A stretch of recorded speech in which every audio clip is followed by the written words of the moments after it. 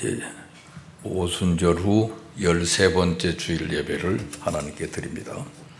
하나님은 영이신 예배하는 자가 신령과 진정으로 예배할지니라.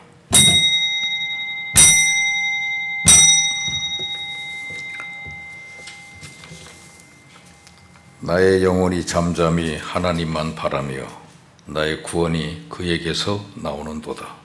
오직 그만이 나의 반석이시오 나의 구원이시오 나의 요새이시니 내가 크게 흔들리지 아니하리로다. 성부 성자 성령 하나님, 저희들로 하나님 거룩한 주일을 기억하게 하시고 겸손하게 성전에 나와 예배하게 하심을 감사합니다. 그리고 온라인으로도 예배할 수 있는 복을 주셔서 가정에서 예배를 드리게 해주심을 감사드립니다. 저희들에게 건강을 주셨기에 예배할 수 있습니다. 저희들에게 믿음을 주셨기에 하나님을 아버지라 부를 수 있습니다. 저희들에게 생명의 호흡을 주셨기에 거룩하신 성삼위 하나님을 찬양할 수 있습니다. 저희들이 이 모든 은혜를 잊지 않고 감사하며 예배하오니 저들의 예배를 받아 주시옵소서. 예수님의 이름으로 기원하옵나이다. 아멘. 일어서서 찬송 44장 영광송 올립니다.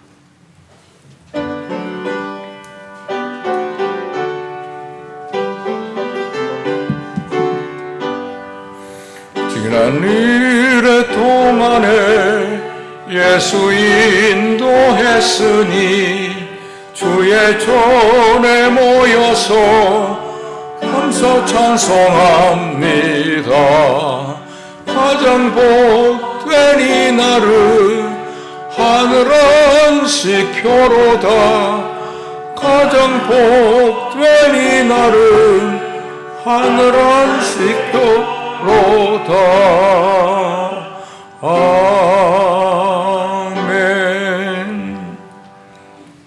내 영혼아 여호와를 송축하라. 내 속에 있는 것들아 다 그의 거룩한 이름을 송축하라.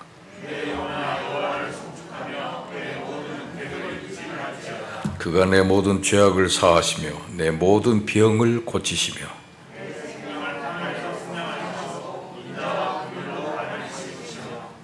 좋은 것으로 내 소원을 만족해 하사 내 청춘을 독수리같이 새롭게 하시는도다.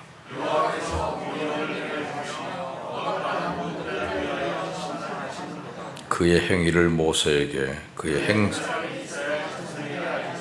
여호와는 긍휼이 많으시고 은혜로우시며 주님, 언제나 결심만 하고 하나님을 제대로 섬기지 못하는 저희들을 용서해 주옵소서. 수없이 많은 죄를 짓고도 돌이킬 줄 모르는 완악해진 마음을 가졌습니다. 매일 매 순간 주님의 말씀이 귓전을 울려도 마음에 새기지 못하는 돌박 같은 가슴을 가졌습니다. 기뻐하는 이웃과 더불어 웃어주지 못하고 슬퍼하는 이웃과 더불어 눈물 흘리지 못하는 냉담한 마음을 가졌습니다. 오 주여, 하나님의 뜻에서 멀리 떠나 있는 저희들을 용서해 주시고 속히 온유한 마음과 옥토 같은 마음과 따뜻한 마음을 회복시켜 주옵소서. 예수님의 이름으로 이 참여하는 기도를 드립니다. 아멘.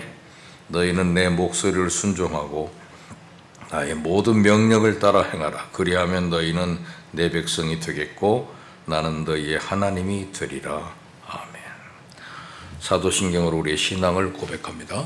나는 전능하신 아버지 하나님 천재 창조주를 믿습니다. 나는 그의 유일하신 아들 우리 주 예수 그리스도를 믿습니다. 그는 성령으로 잉태되어 동정녀 마리아에게서 나시고 본디오 빌라도에게 고난을 받아 십자가에 못 박혀 죽으시고 장사된 지 사흘 만에 죽은 자 가운데서 다시 살아나셨으며 하늘에 오르시어 전능하신 아버지 하나님 우편에 앉아 계시다가 거기로부터 살아있는 자와 죽은 자를 심판하러 오십니다. 나는 성령을 믿으며 거룩한 공교회와 성도의 교제와 죄를 용서받는 것과 몸의 부활과 영생을 믿습니다. 아멘. 자리에 앉으시고 찬송 204장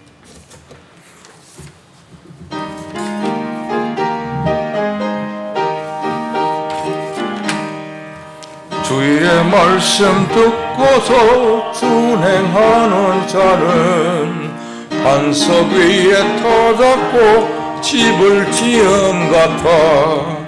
비가 오고 물나며 바람 부딪히되 반석 위에 세운 집 무너지지 않네. 잘 짓고 잘 짓세 우리 집 잘 짓세. 만세 반석 위에다 우리 집 잘 짓세. 2021년 교회표 빛의 열매를 맺는 교회, 착하고 의롭고 진실하게. 에베소서 5장 9절 말씀. 대면 예배와 온라인 예배를 병행하여 드리고 있습니다. 지금도 계속 4주 연속이 이제 8주 지금 계속되는 것 같습니다. 상당히 많이 피곤하고 지치죠. 그렇지만 우리가 이게 예배할 수 있다는 것, 대면 예배로든 온라인 예배로든 예배할 수 있다는 것은 복입니다. 그 예배를 드리면서 우리도 속히 다 대면 예배를 드릴 수 있도록 기도해 주시기 바랍니다. 담임 목사 동정은 참고해 주시고, 이번에 CBMC 한국 대회가 지난 목요일, 금요일, 토요일 전부 다 온라인으로 진행이 됐습니다. 그런데 많이들 참여를 못했던 3,000명 정도가 참여하게 되어 있는데, 지금 여기들은 등록이 돼서 저는 줌으로 드릴 수 있었고 나머지는 유튜브로 어떻게 돼서 저도 우리 교인들에게도 좀 나눠주려고 보냈으니까 1차, 2일차, 3일차 중요한 강의가 달려 있습니다. 여러분도 같이 나눠주시면 고맙겠습니다. 성경 읽기는 우리 권옥출 장로님이 수술 중에 성경을 다 읽으셨습니다. 그래서 이번에 8위가 되셨어요. 이번 주가 끝납니다. 곧 중보기도는 계속해서 기도하시되 특별히 아프가니스탄을 위해서 기도해 주시기 바랍니다. 얼마 전에 아프가니스탄의 정치 지도자들이 한국에 왔을 때 한국과 아프가니스탄이 수교 국가가 아니에요. 그래서 우리 한국에서 그들을 이렇게 맞이해서 식사 대접해 줄 만한 분들이 없습니다. 그래서 우리 한국에서 우리 유명한 지도자가 거기 가가지고 거기서 콩을 심어서 콩을 기르는 법을 가르쳐 가지고 그들이 콩으로 우유를 만들어서 두유를 만들어 가지고 제공함으로써 극빈 상태에 있는 사람들에게 먹을 것을 제공하는 사역을 해서요. 그래서 굉장히 귀한 일을 합니다. 그랬더니 마약 사범들이 줄어들고 변화가 일어난 일을 한 거기 때문에 그분의 초청으로 아프가니스탄의 국가은행을 담당하는 은행장하고 국회의원들하고 여성들이 국회의원들이더라고요. 여성 4명이고 그래서 9명이 왔는데 소유가 해줄 분이 없어서 제가 수입협회를 성경 공부 가르치는 목사로서 지도하기 때문에 수입협회장님한테 부탁해가지고 그들에게 우리 음식을 제공할 수 있는 서울 클럽으로 그들을 초대했어요. 마침 저희 형님이 한국과 아프가니스탄 친선협회 회장을 맡고 계셔가지고 직접 모셔서 그분들이 영어로 주로 이제 대화를 하는 거죠.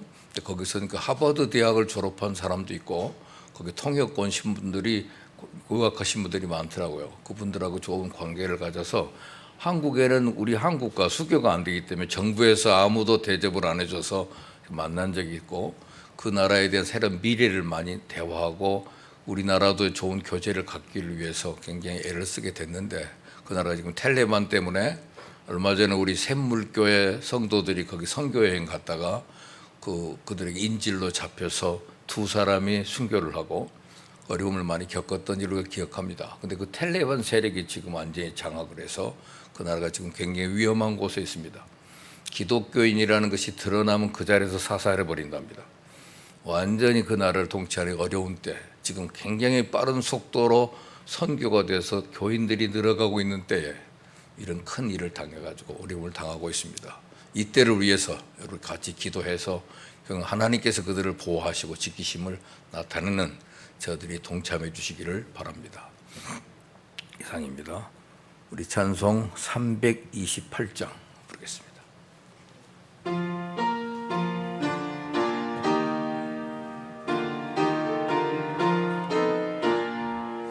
너 주의 사람아 헛된 일 버리고 마음과 뜻과 힘 다해 왕의 왕 섬기라.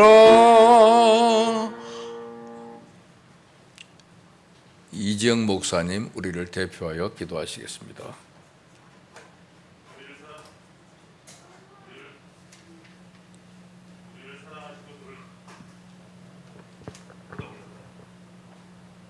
우리를 사랑하시고 늘 돌보시는 아버지 하나님께 감사와 찬양을 드립니다. 한 주간도 각자의 삶의 자리에서 지켜주셨고 우리가 시간을 정해 함께 마음을 모아 예배할 수 있는 자리를 허락하심을 감사드립니다. 이 시간 우리가 온라인으로 예배를 드리는 자들이나 함께 이 자리에서 함께 모여 예배를 드리는 모든 이들이 언제 어디에서나 예배를 드리더라도 동일한 하나님의 은혜를 누리는 이 시간이 될 수 있도록 인도하여 주시옵소서. 이 시간을 통하여 우리의 마음이 더욱더 하나님께 집중하고 하나님만을 높이며 아버지의 말씀을 통하여서 우리의 빈들의 마른 풀 같았던 지친 우리들의 마음에 하나님의 은혜의 단비를 촉촉하게 내려지는 시간이 될 수 있도록 인도하여 주시옵소서. 참 무더웠던 여름이 지나가고 어느덧 선선해진 바람이 기분을 시원하게 하는 계절을 보내고 있습니다. 때를 따라 만물을 운영하시고 지키시는 하나님을 찬양드리며 도무지 끝나지 않을 것 같았던 더위도 하나님의 때에는 사라지고 이 좋은 계절이 오는 것과 같이 하나님께서 우리의 삶에도 때에 따라 적절하게 공급하시며 또한 열매를 맺게 하실 것을 기대하고 간구합니다. 삶이 힘겹고 어려워 낙심한 이들이 있다면 계절의 변화 속에서도 늘 신실하게 약속을 지키시고 필요한 것을 채워가신 하나님의 손길을 발견하고 그 안에서 위로를 발견할 수 있도록 도와주시옵소서. 참으로 수고하고 무거운 짐진 자들이 주님의 막대기와 지팡이를 발견하고 그 짐을 주님께 맡기도록 하여 주시옵소서. 우리 코로나 상황이 여전히 심각한 상태입니다. 4단계 상황이 계속되어 가고 있습니다. 이 모든 상황을 잘 아시는 하나님께서 이 코로나가 속히 사라질 수 있도록 도와주시옵시고 고통받는 이들을 속히 치료하여 주시길 간구합니다. 전 세계 코로나로 인하여 사랑하는 이들을 잃은 수많은 수백만의 사람들의 마음을 돌보아 주시고 또한 위로하여 주시기를 원합니다. 백신 접종이 순조롭게 이루어질 수 있도록 도와주시고 접종한 이들을 부작용으로부터 지켜주시길 간구합니다. 특히 백신으로부터 받지 못하게 되는 많은 가난한 나라의 많은 사람들을 지켜주시고 그들이 공급받을 때까지 그들이 안전할 수 있도록 그들의 상황들을 더욱더 지켜주시옵소서. 이 계속 연장되어가는 4단계 상황 속에서도 4단계 상황 때문에 어려움을 겪는 많은 이들을 지켜주시옵시고 그들의 경제적 어려움을 보살펴 주시옵소서. 우리 코로나 상황 가운데서 우리 믿는 자들의 마음을 지켜주시고 이 상황을 너무 심각하게 두려워하지 않도록 하여 주시고 동시에 우리가 너무 교만해지지 않도록 지혜를 더해 주시옵소서. 아직은 끝이 보이지 않는 어려운 상황이지만 결국에는 이 모든 것이 회복되는 날이 올 것을 우리는 믿고 기다립니다. 우리 교회를 위해 기도합니다. 지금 우리가 온라인으로 떨어져서 예배를 드려야 하는 상황입니다. 함께 모여 예배하고 찬송하지 못하는 상황이지만 그럼에도 하나님의 은총 가운데 거하는 우리 성도들이 되도록 인도하여 주시옵소서. 어떤 환난이나 기근, 위험도 그리스도의 사랑으로부터 우리를 끊을 수 없다고 한 바울의 고백과 같이 지금의 질병이나 전염병 상황이나 사회적 상황도 늘 변치 않으시고 우리를 사랑하시는 하나님을 더욱더 기억하고 감사할 수 있도록 우리 성도들을 도와주시옵소서. 우리 성도들이 더욱더 성령으로 충만하게 하여 주시고 하나님의 사랑과 섭리를 믿는 믿음이 더욱 강건하여지도록 우리들의 믿음을 지켜주시옵소서. 보이지 않는 하나님의 뜻에 대한 확실한 믿음을 더하게 하여 주시옵소서.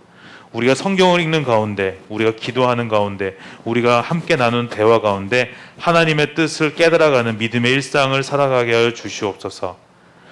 우리 어려운 경제적 상황 속에서도 일용할 양식을 채우시는 하나님의 손길을 경험하게 하여 주시고 우리의 생업을 도와주셔서 이 부족함이 없도록 인도하여 주시옵소서.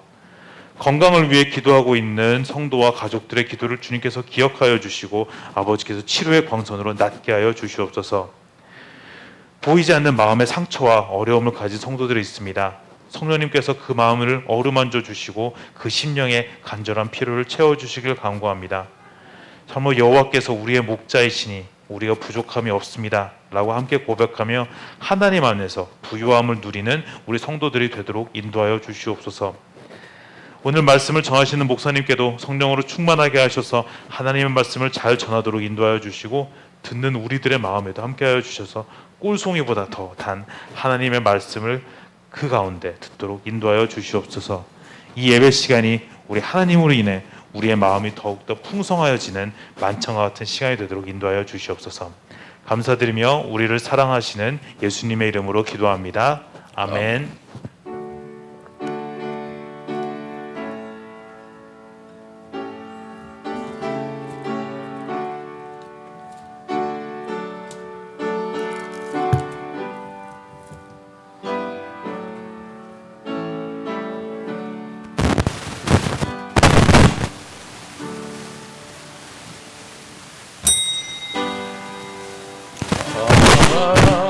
하나님께 영광,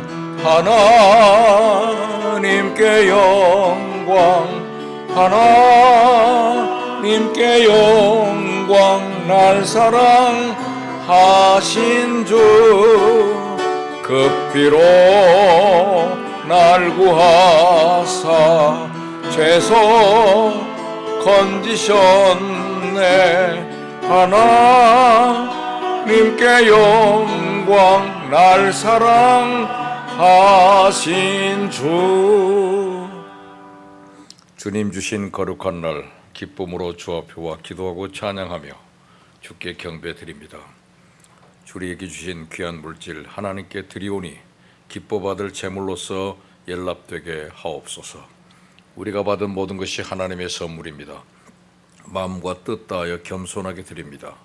주님 기뻐 받으심으로 바친 우리 모두의 큰 즐거움이 되게 하시고 복의 근은 하나님께서 저들이 손으로 하는 모든 일을 형통케 하사 베풀며 나누는 자가 되게 하옵소서.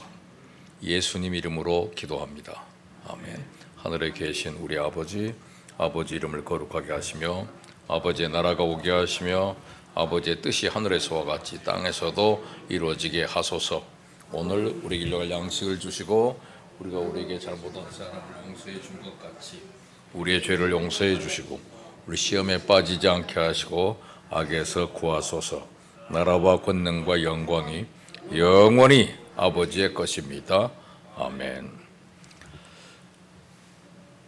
자리에 앉으시고 찬송가 353장.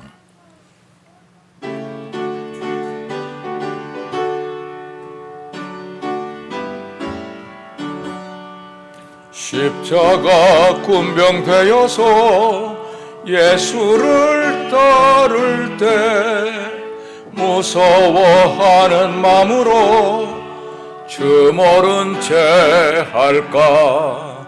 나의 주 그리스도 나를 속량했으니 그 십자가를 벗은 후 저 멸육관 쓰리. 성경 말씀 마태복음 13장 44절부터 46절 말씀. 천국은 마치 밭에 감추인 보화와 같으니 사람이 이를 발견한 후 숨겨두고 기뻐하며 돌아가서 자기의 소유를 다 팔아 그 밭을 사느니라. 또 천국은 마치 좋은 진주를 구하는 장사와 같으니 극히 값진 진주 하나를 발견하며 가서 자기의 소유를 다 팔아 그 진주를 사느니라. 이것은 주의 말씀입니다.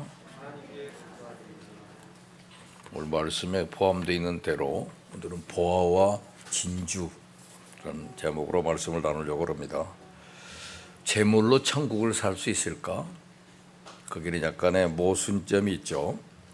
여러분, 시중에는 여러 가지 복권이 팔리고 있습니다. 예전처럼 주택을 마련하는 목적의 주택 복권뿐만 아니라 각종 스포츠 경기 결과를 예측해서 맞추면 투자한 돈보다 더 많은 당첨금을 받게 되는 복권까지 다양한 종류의 복권이 사람들의 마음을 매주일 사로잡습니다. 그런데 한 11년 동안 꾸준히 복권을 사면 그 결과가 어떻게 될까? 시범적으로 어떤 한 분을 선택해 보겠습니다. 올해 70살이 넘은 김명길 씨란 분은 지난 11년 동안 매주 복권을 샀답니다. 1회부터 인터뷰를 하던 시점인 538회까지 빼놓지 않고 복권을 샀고 그 복권을 또 버리지 않고 집에 보관을 하고 있었대요.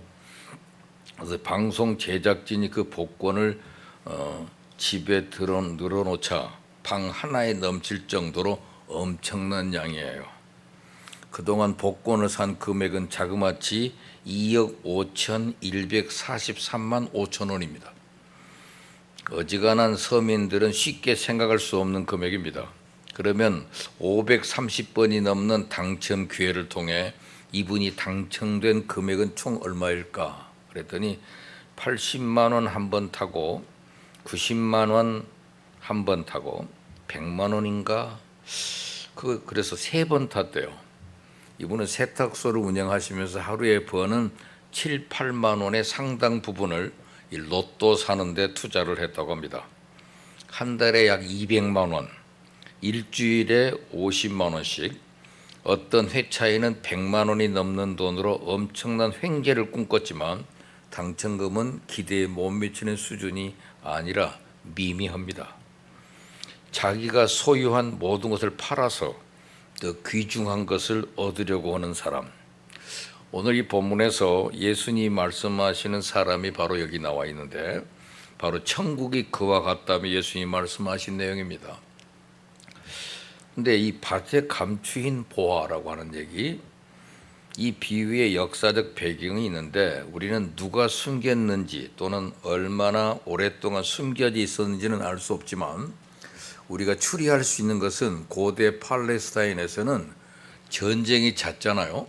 잦은 전쟁 때문에 보화를 집보다는 종종 밭에 숨기는 경우가 많았다고 합니다. 당시에는 땅 속에 묻어두는 일이 곧 은행에 맡기는 것만큼 안전했어요. 원래 유대 민족은 수많은 전란에 시달린 민족이기 때문에 사람들이 피난을 갈 때는 값진 물건들을 대개 땅 속에 파묻어 두고 간다고 합니다.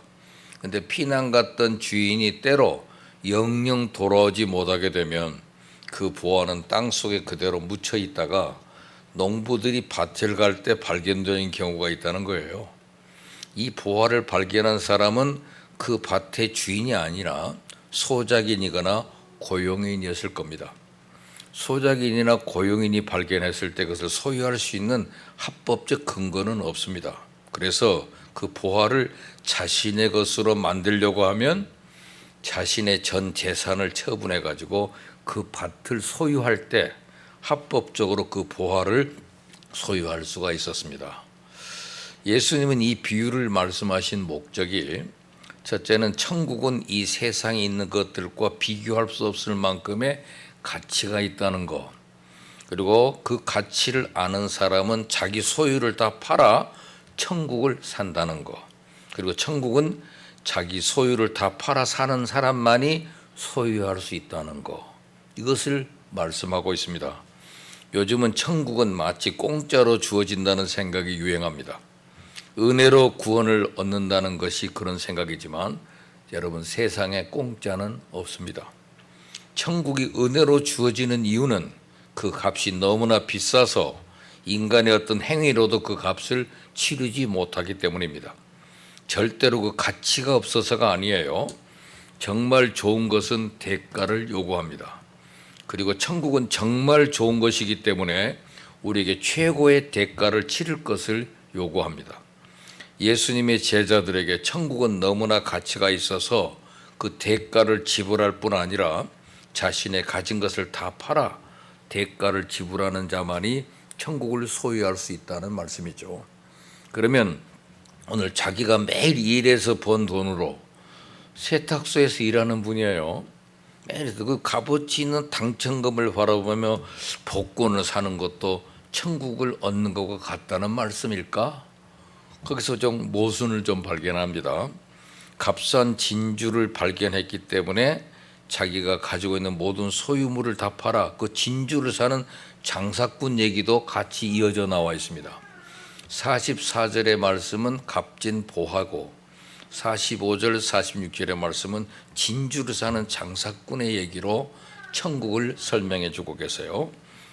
값진 진주의 비유는 이것도 똑같이 보화에 대한 비유인데, 꿈이 이처럼 2번 꾸어진 것은 그것이 그만큼 확실하기 때문이다, 그런 말도 있습니다.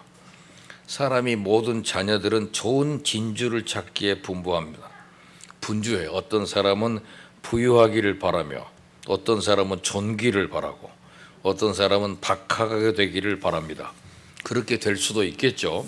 그러나 대부분의 사람은 가짜 진주의 모조품에 속고 있거나 그들 지니고 있습니다. 예수 그리스도는 값진 진주입니다. 즉 엄청난 가치를 지닌 보석으로서 이 진주는 그것을 지닌 사람들로 하여금 부유하게, 참으로 부유하게, 하나님을 향하여 부유하게 만들 겁니다. 그를 소유함으로써 우리는 이곳에서 그리고 영원히 우리를 넉넉히 행복하게 만들 수 있을 겁니다. 참된 크리스찬은 이 값진 진주를 찾아 발견하는 영적인 상인입니다. 그들은 그리스도와의 관계를 가지지 못한 물건은 취급하지 않으며 또 영적으로 부유하게 되기를 결심한 자로서 고급 장사를 합니다. 그는 가서 그 진주를 샀다. 그것을 흥정했을 뿐만 아니라 사버렸어요. 만일 우리가 그를 우리의 것으로 알지 않는다면, 우리 지혜로 삼지 않는다면 그리스도는 아는 것이 우리에게 무슨 소용이 있겠습니까? 그리스도와 구원하는 관계를 맺으려고 하는 자는 그를 위하여 기꺼이 모든 것을 떠나야 하며 그를 따르기 위해 모든 것을 버려야만 했습니다. 그리스도에게 반대하는 것이나 우리의 사랑과 봉사 때문에 그와 충돌하는 것은 무엇이든지 비록 그것이 우리에게 친근한 것이라 할지라도 즐거움으로 버려야 됩니다. 사람은 매우 소중한 금을 살 수는 있을 겁니다. 그러나 이와 같이 값진 진주는 사지 못한단 말이에요.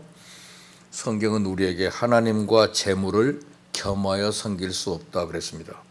이렇게 말씀하신 예수님이 오늘 이 보화를 이렇게 귀하게 여기고 값나가는 귀금속류를 사려는 사람을 천국에다가 비교한다는 말이 좀 이해가 안 갑니다.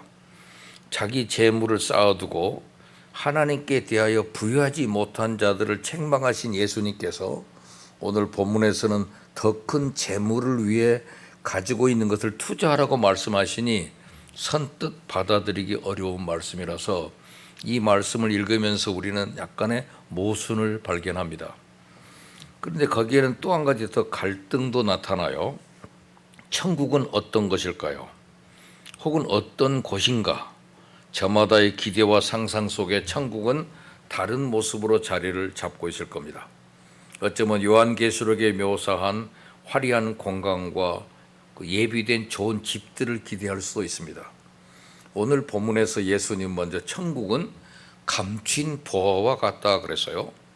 천국이 하늘에 있지 않고 땅에 있다는 예수님의 설명을 듣는 우리를 당황하게 합니다. 거룩한 곳이 천국 아닙니까? 이 땅에서 수고하고 애쓰며 달리기를 다한 후에 요단강을 건너가 상급을 받게 될 빛나고 영광스러운 장소가 천국이 아닙니까? 근데 왜 예수님은 그런 천국에 대해서 가르쳐 주시지 않고 냄새나는 밭 한가운데 천국이 있다고 하실까? 게다가 보물을 숨긴 사람 입장에서 보면 그 밭이 번듯하고 쓸만한 밭도 아니었을 겁니다. 누가 슬쩍 쟁기질만 해도 감춘 것이 드러나는 곳이 자기 귀중한 보물을 감추겠습니까? 자기만 알아보는 외진 곳, 어쩌면 돌짝밭에 보물을 숨기는 것이 인지상정일지 모릅니다.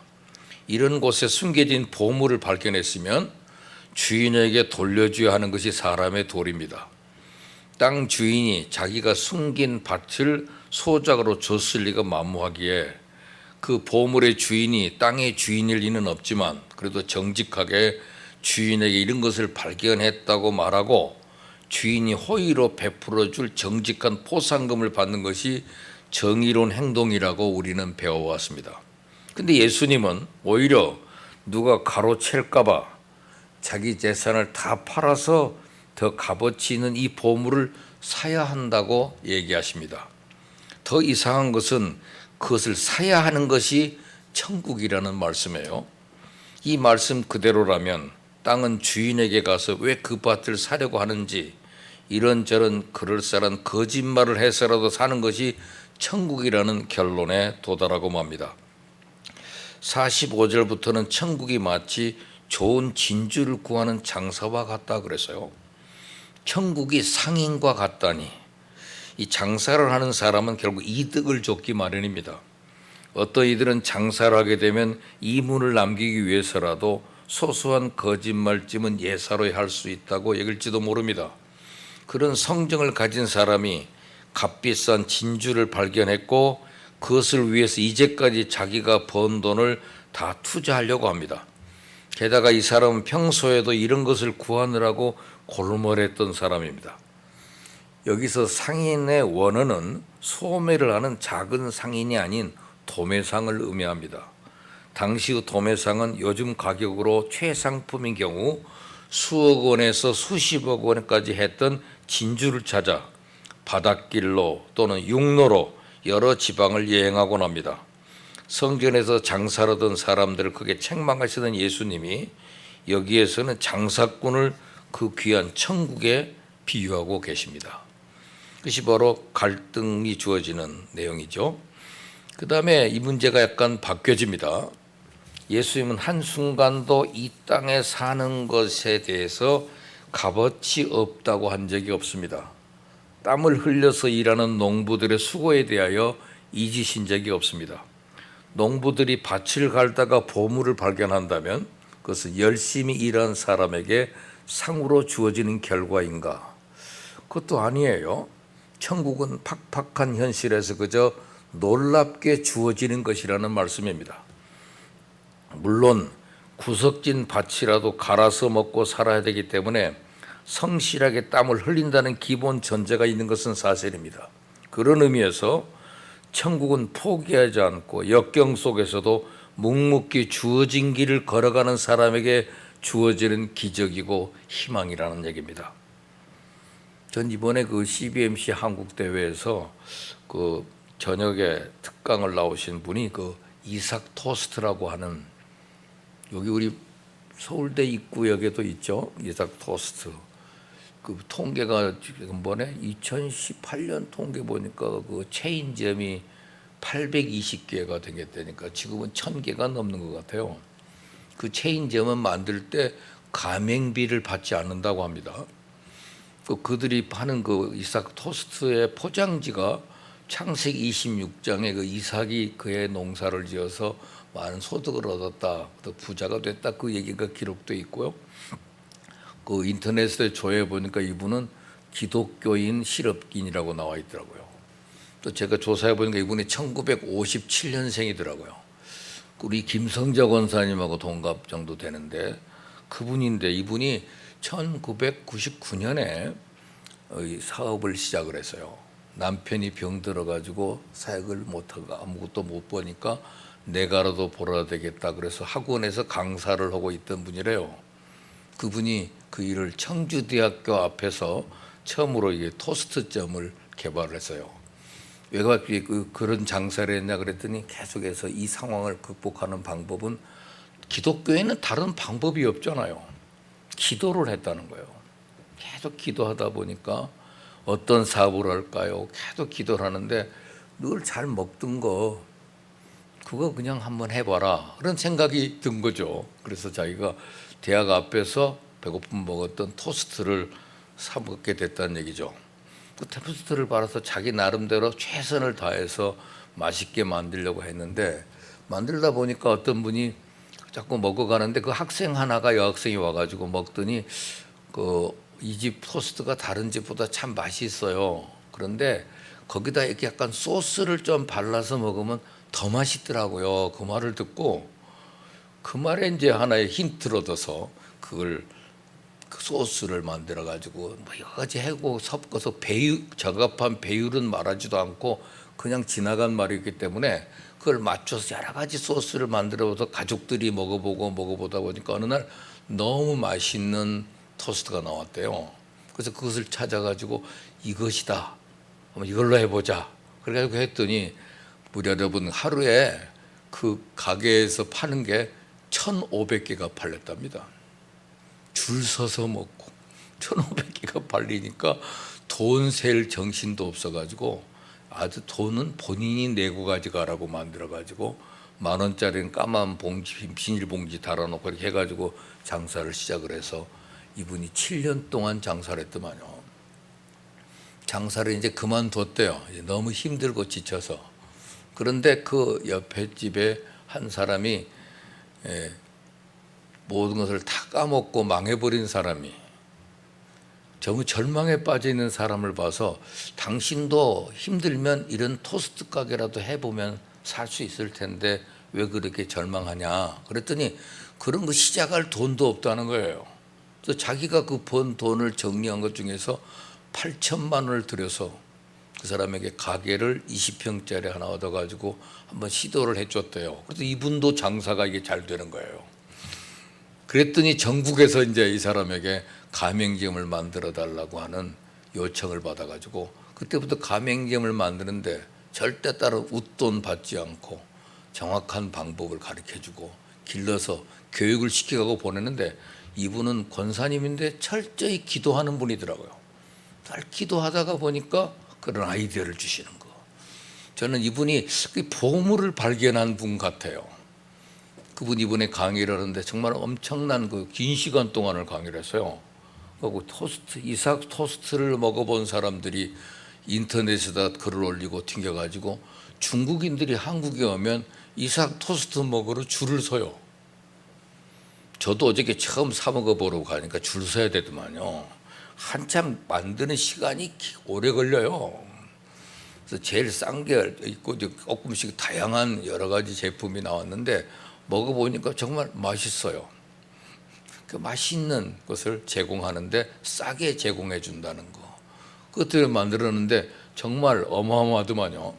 그분이 간증하면서 본인의 그 회사에서 일하는 분들은 아이를 낳으면 무조건 500만 원을 지급한대요. 직원에게. 쌍둥이를 낳으면 1,000만 원. 심지어는 어떤 집은 새 쌍둥이 낳은 분도 있다네요. 그 직원들도 관리하면서 전국의 가맹점가 세계적입니다. 지금 뉴욕 시장에서도 이삭 토스트를 판답니다. 생기겠는데 그 사람은 왜 이삭이냐 그랬더니 이렇게 어렵고 힘들 땐 웃어야 되지 않냐. 하나님 우리를 지키신다는 사실을 바라보고 그가 이런 사업을 해야 되겠다 하고 시작한 것이 바로 감춰진 보화를 얻었더라고요. 근데 그분이 보화를 얻었는데 그분이 가지고 있는 가장 마지막 결론은 세상에 공짜는 없다는 거. 얼마나 서서 장사하는 것이 힘들고 어렵든지 허리가 감당할 수가 없고 몸이 말 수 없지만은 그러나 7년 지나고 이제 쉬어야 되겠다고 하면서 이제는 그것을 체인점으로 전환을 해가지고 그것이 하나의 그 기업이 형성이 됐는데 이게 어마어마한 기업이 됐어요. 그러다 5군데의 배달 업체와 조인을 해가지고 이제는 그 자기들이 배달시키기만 하면 다 보내주는 것으로 만들어서 팔더만요. 그러니까 어마어마해요. 그러면서 섬마다 다니면서 전국에 있는 섬이 그분이 세는 숫자가 3,000 몇 개의 섬인데 그중에 400 몇 개가 유인섬이래요. 사람이 살고 있는 섬을 이사코라고 하는 배를 하나 사가지고 거길 방문하면서 그들에게 나눠주고 복음을 전하는 일까지 했는데 그것이 MBC 방송 느낌표라는 프로그램에 이어지게 됐다고 그래요. 그 유재석이가 진행하는 코미디 프로에 그것이 하나 소개가 되면서부터 엄청나게 입소문이 나고 팔려졌는데 모든 사람들이 이거 다 하려면 꼭 예수 믿는 사람만 이 장사를 준다는 소문이 나가지고 공정거래위원회에 불려간 적도 있대요. 자기는 그렇게 말한 적 없는데 그 사람들에게 꼭 전도를 한 다음에 이 사업을 하게 했더니 그렇게 비난도 받고 욕도 먹고 엄청난 비난 속에서도 그는 기독교인으로서 감춰진 보화 그것을 발견한 사람으로서 최선을 다하고 일함으로 많은 사람에게 베품과 나눔을 주는 귀한 사역을 하는 분으로 쓰셨더라고요. 이름은 김하경입니다. 김하경 대표. 그 생긴 것도 이렇게 미인도 아니고 그냥 보통 아주머니예요. 근데 그분이 그러니까 요즘은 보통 아주머니가 아니라 할머니라고 그러더라고요. 57년생이면 지금 몇 살입니까? 이제 그 경로 우대증이 내년이면 나오겠네요. 그죠? 그 정도 되신 분인데 정말로 지금도 기도하고 하면 주님께서 주시는 보물을 찾더라고요. 그러고 난 다음에 제가 또 강동진 목사님이라는 분의 강의를 듣게 됐는데, 이분은 온누리교회에서 부목사를 8년 하던 분이 농어촌 선교의 꿈을 꾸고 충북에 가서 거기 가서 농사를 짓는 일을 했어요. 그래서 농사 지면서 농민들에게 소망을 줘야 되겠다. 그도 자립 농가를 만들어야 되겠다. 그 노력을 해가지고 거기서 닭을 키우는 거, 돼지를 길러서 한번 해보려고 그랬는데 돼지를 길러가지고 사람들에게 자립하게 되겠다. 근데 돼지를 기르는데 가서 돼지 막에 들어가서 이게 일만 하면 하나님께서 자꾸만 닭 그러더래요. 그래서 에이 닭을 해야 되겠다. 그래가지고 양계장을 해가지고요. 그래서 하나의 공동체를 만들어서 그 20년 동안 하는 동안에 모든 사람이 자리를 잡고 새로운 사람을 만들어내니까 이제는 성도들에게 제독 자기가 또 다른 데 나가 살 수 있도록 나를 좀 풀어달라. 그래서 나와가지고 요새는 또 경북 의성에 가서 또 농사 짓는 일을 하더만요. 여기서 고추를 심어가지고 또 고추 농가를 만들어서 일하는 이런 일들을 보니까 이분은 기도하다가 어떤 일을 할까요? 할 때 발견되어지는 시시한 것 같아도 그곳에서 농사를 지어서 그의 100배를 얻고 놀라운 축복을 그들의 삶으로 간증한 것을 이번에 강의하면서 배웠어요. 그리고 김주찬 선교사란 분이 터키에서 정치학 박사학위를 받은 사람이고 사업을 하는 분입니다. 사업을 하면서 회계도들을 개종시켜가지고 그 기업에서 같이 일하는 분인데, 최근 이 코로나 상황 때문에 완전히 모든 일이 다 끝나고 절망적인데, 그럴 때도 이래 또 해결 방법은 기도밖에 없지 않겠나. 하나님 이 상황을 이겨나갈 수 있는 길을 열어달라고 간절히 기도하다 보니까 생각지도 않은 방법으로 코로나 진단 키트 그것을 수입하는 길을 얻었는데, 그것은 태극기 정부에서 허가난 사람들에게만 그것이 주어진다는 거예요. 근데 그것을 누가 보내줬대요. 한국산이 있는데 그것을 한번 여기 써보지 않겠냐. 그래서 그걸로 요새 개발을 해가지고 기업을 해서 거기 오는 다른 크리스찬 동지들에게, 지금 그 교회는 70명 모인답니다. 그들에게 길을 열어주기 위해서 사업을 해서 그들이 다 먹고 살면서 이 코로나 상황이기 때문에 살아갈 수 있는 또 새 길을 열어 있다는 얘기를 간증하는 걸 들었습니다. 그들은 놀랍게 보화를 발견한 사람들이더라고요. 그 보화를 찾았어. 천국은 이렇게 보화를 찾는 겁니다. 그래서 오늘 보화를 찾는 얘기잖아요. 그러다 보니까 또 신촌 아름다운 교회의 젊은 목사님이 이규 목사님이라는 분이 마지막에 말씀을 증거하는데, 그분은 그 나사로에게 명령하죠. 풀어놓아 다니게 하라. 묶여 있는 게 너무 많다 보니까 할지 못하는 이 세계를 향하여 풀어놓아 다니게 하라. 이런 자유로움을 선포하는 이런 놀라운 메시지를 보면서 참 우리가 이 땅에 살면서 우리 최고의 가치, 하나님 나라의 확장이라는 것은 천국을 얻어야 되는 것이고 천국을 나눠주는 일을 하는 것이 천국의 확장 아니겠습니까? 그래서 오늘은 이런 일을 하고 있다는 거죠. 여러분, 누구나 열심히 일한다고 누구나 다 보물을 발견할 것이라고 예측할 수는 없죠. 마찬가지로 천국은 전혀 예상하지 못한 상황에서 마주치게 되는 심장이 쿵쾅쿵쾅 요동치는 떨림이고 온 인생이 역전되는 흔들림입니다. 오늘 그 어렵고 힘든 상황에서 남편도 병들고 살아갈 방법이 없는 때, 그때 하나님 앞에 간절히 기도하니까 그런 사업이라도 한번 해봐라. 한 번도 사업이라는 걸 해본 적도 없고 법인을 어떻게 설립하는 법도 모르는 사람에게 그런 기회를 주어서 오늘 대기업이 되고 많은 사람에게 고용 창출하고 베풀고 나눠주는 이 사업을 할 수 있는 사람이 된다는 거 놀라운 일이잖아요. 그 정말 이 일을 생각하면 정말 심장이 쿵쾅쿵쾅 요동치는 떨림이며 온 인생이 역전되는 흔들림입니다. 이 지상에서 사는 복권은 그 당첨금을 다 쓰지도 못하고 탕진해서 오히려 당첨되지 않았던 것마도 못한 경우가 비일비재하지만, 하나님이 준비하신 천국은 탕진되지 않는 영원한 가치가 있습니다. 이런 귀중한 천국이기에 우린 가지고 있는 모든 것을 다 팔아서라도 그 밭을 사야 해요. 너무 기뻐서 죽은 3명의 시체 얘기가 있습니다.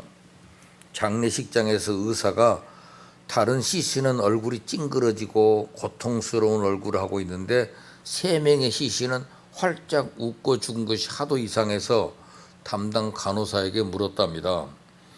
왜 이 3사람의 시신은 어떻게 웃고 죽었습니까? 그랬더니 첫 번째 시신은 1억 원짜리 복권이 당선돼서 너무 기뻐하다가 그만 심장마비로 죽었대요.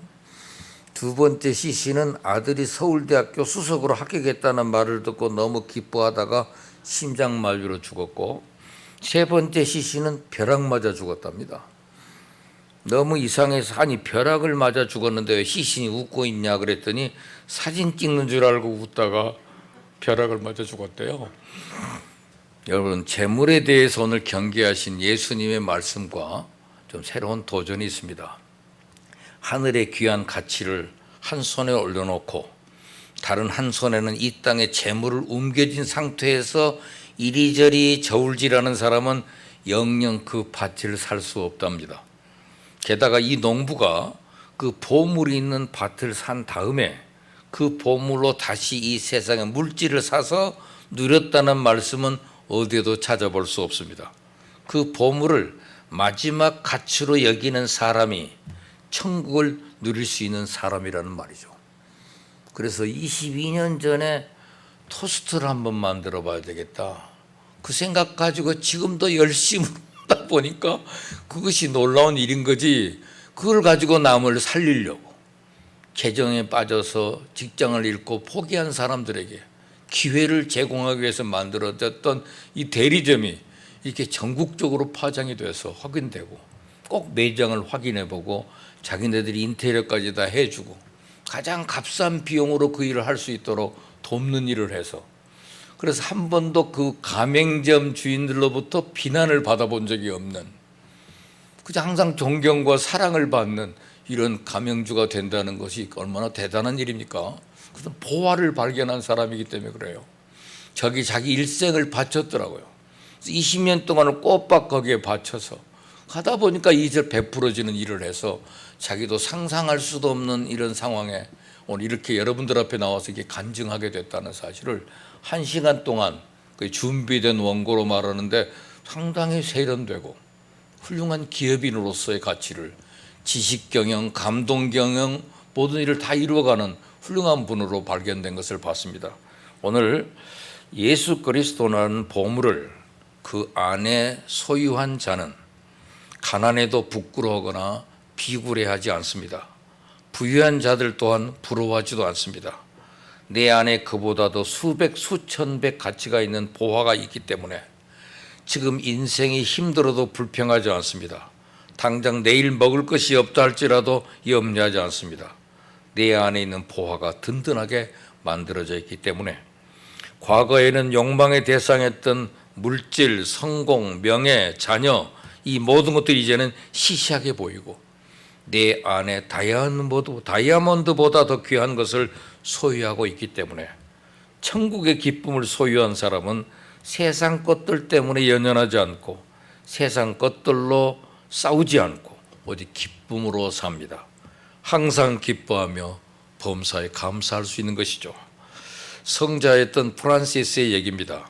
이분이 임종하게 돼서요, 제자들이 빙 둘러서 그 임종을 지켜보고 있습니다.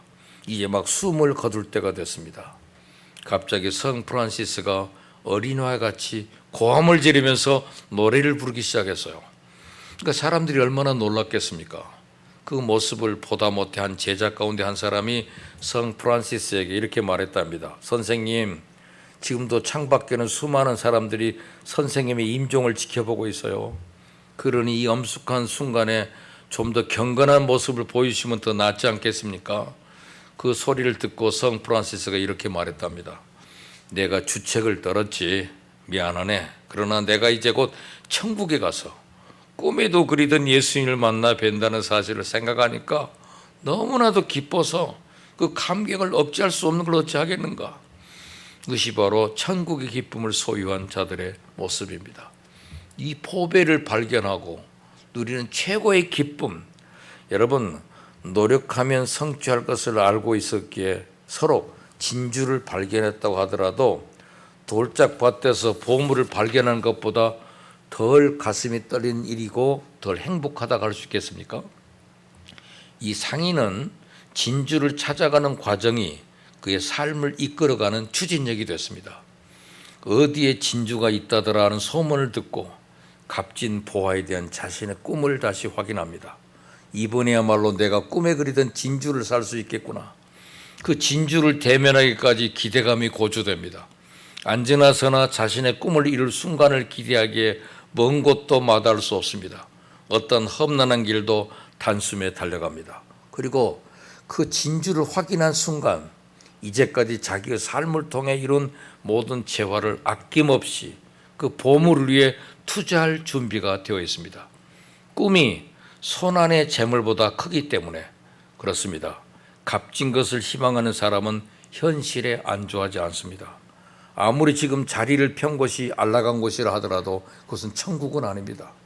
자신을 채찍질하며 당금질하며 나아가는 구도만이 오늘 본문에서 상인이 보여주는 미덕입니다.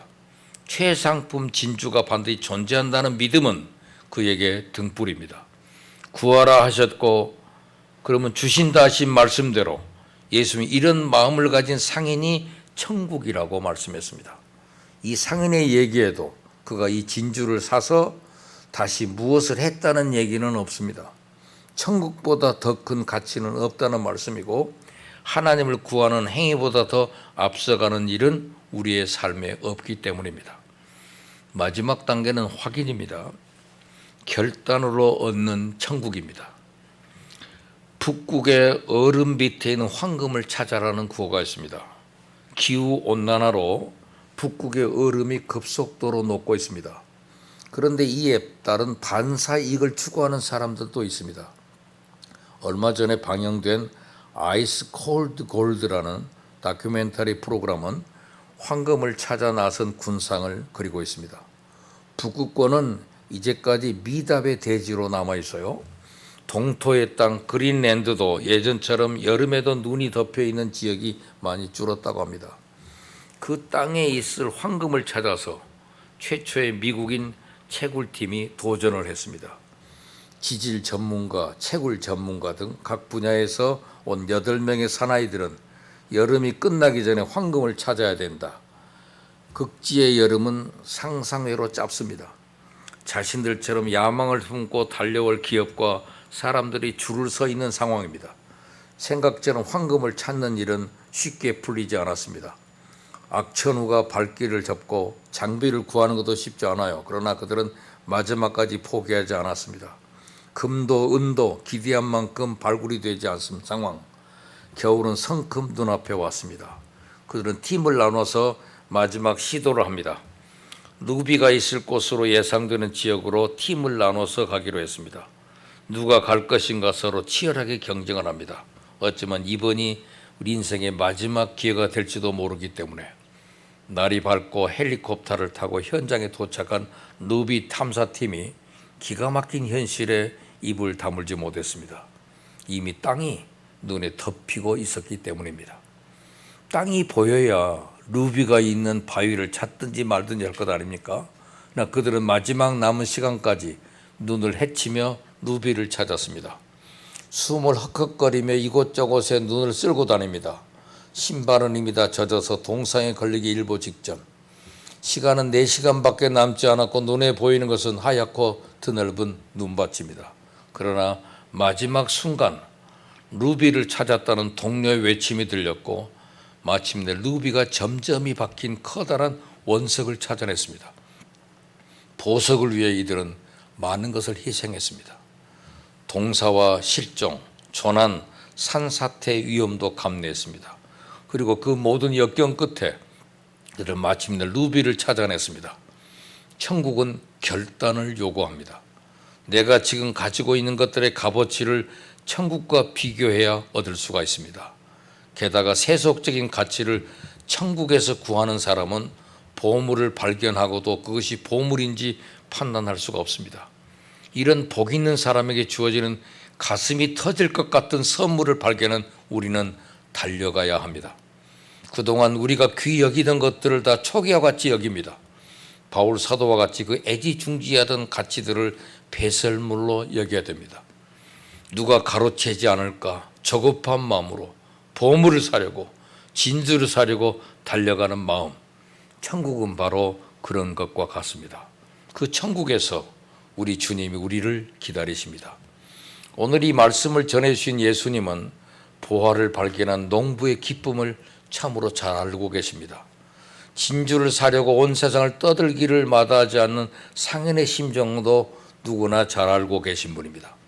바로 이 세상의 농부로 오셔서 척박한 땅을 인간의 땀과 피를 흘리시며 갈고 가꾸시다가 우리라고 하는 보물을 발견하신 예수님이기 때문입니다. 천하의 그 무엇보다 귀한 우리라는 진주를 구하기 위해 그 어떤 희생도 감내하신 분이 바로 예수님이기 때문입니다. 천국의 가치를 아는 자들은 그 천국을 소유하기 위해서 어떤 희생이라도 지불해야 됩니다. 바울은 율법적으로나 사회적으로 정말 대단한 사람이었어요. 그러나 이제 그런 예수 그리스도 안에 있는 참된 보화를 발견하고 나서 자기 과거의 모든 소유를 팔아치웠습니다. 바울은 예수 그리스도 안에서 보화를 발견했습니다. 바울은 그 보화를 소유하기 위해서 과거에 세상적으로 자기가 소유하고 있던 모든 것들을 팔아치웠어요. 배설물처럼 여겨버린 것입니다. 이러한 결단이 오늘 우리에게도 있게 되기를 바랍니다. 밭에 감추인 보화를 발견한 농부가 기쁨으로 돌아가서 자기의 소유를 다 팔아 그 밭을 사고 보화를 차지했듯이 우리도 늘 삶 속에 천국을 발견하고 천국의 기쁨 속에 살아가며 우리 마음속에 천국을 품고 살아가는 복된 성도들이 모두 되기를 바랍니다. 기도합시다. 하나님 아버지, 이 보화를 찾은 농부처럼 보화를 찾은 상인처럼 우리도 거둔 그 기쁨을 가지고 이 험한 세상에서 주님이 주시는 놀라운 축복을 누리게 하옵소서. 연약한 자들을 위해 기도합니다.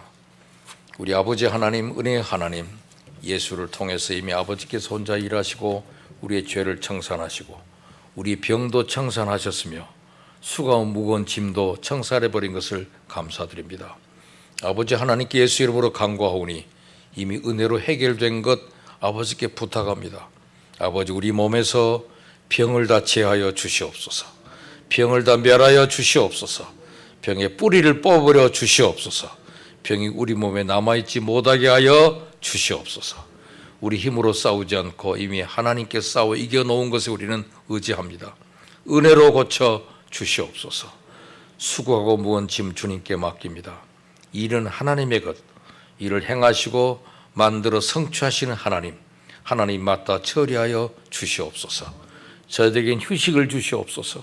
평안을 주시옵소서. 승리를 주시옵소서. 성령으로 충만케 하여 주시고 하나님의 영광이 넘치게 하여 주시옵소서. 우리의 기도를 들어주심을 감사하고 예수님 이름으로 기도합니다. 아멘. 자, 일어서서 찬송 581장 2절 부르겠습니다.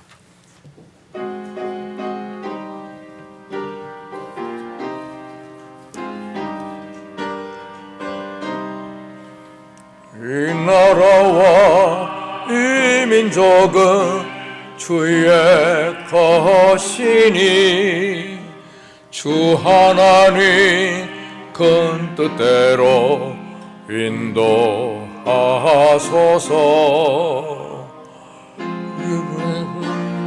이 강산에 믿음으로 사는 우리 사랑하여 사는 민족 되게 하소서.